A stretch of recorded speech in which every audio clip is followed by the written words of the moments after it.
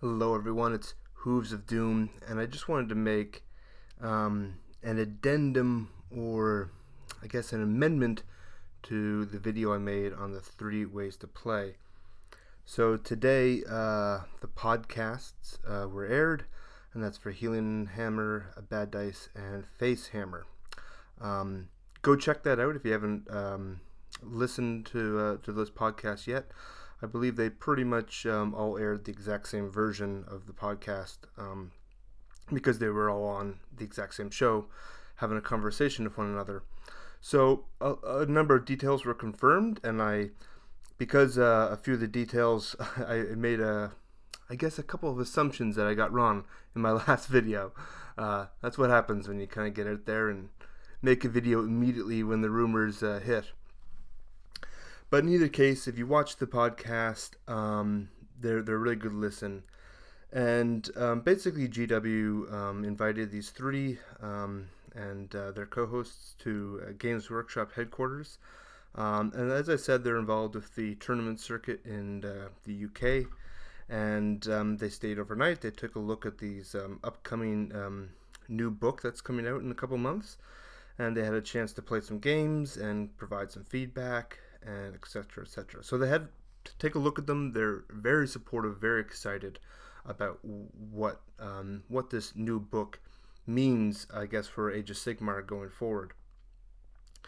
So I'm just going to provide a quick overview of the contents as far as they have been able to describe it. And so the book is the Generals Handbook. Again, it's coming out this summer.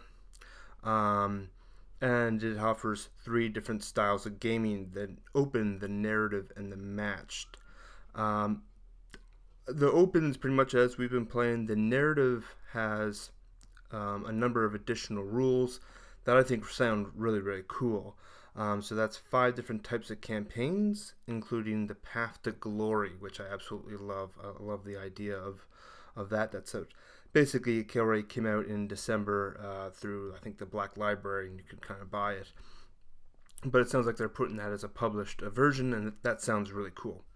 So there are also 22 new battle plans and rules for multiplayer and team games.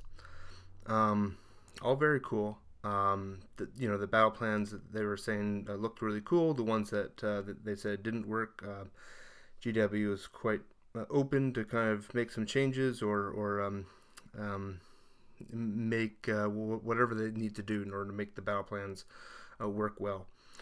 But here's the big thing.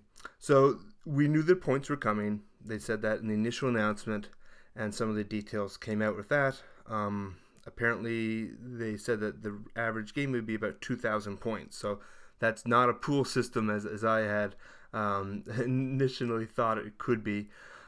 Which is very interesting. So basically, it looks like GW did make its own system, and then they invited these group of players in just to kind of give some feedback and take a look, and I'm sure to kind of raise a little bit of awareness and a little bit of hype for the upcoming release. And so there's points for every single war scroll and battalion, and I think on the Facebook page, GW basically said that they would support any war scroll compendium. Looking back at the old legacy scrolls, those are all considered to be war scroll compendiums. So let's hope Toonkings and Bretonians might be supported in that as well. And plus, there's some rumors now that they might be coming out anyways. But you just never know. It's a crazy time again. It almost reminds me very much of the months before the launch of Age of Sigmar. But it's very interesting that we're getting a peek at this a couple months in advance, and I know that the guys from the podcast were really excited. They're really hoping that this is a great success, and personally, I really am too. I think it's interesting. There's still a little bit of concerns. I know some people, there are a lot of people that really love the open play. I guess it's still there. I still have some reservations from the last video about that.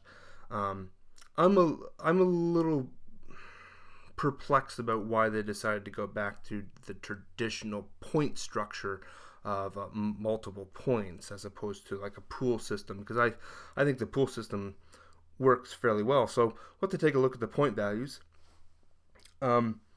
And I was talking to a friend of mine on Facebook, and he was concerned too about the phase of the game where you're deploying, and obviously, if it's a structured army when you arrive, that back and forth deployment won't be there. So there are a lot of reservations by some people.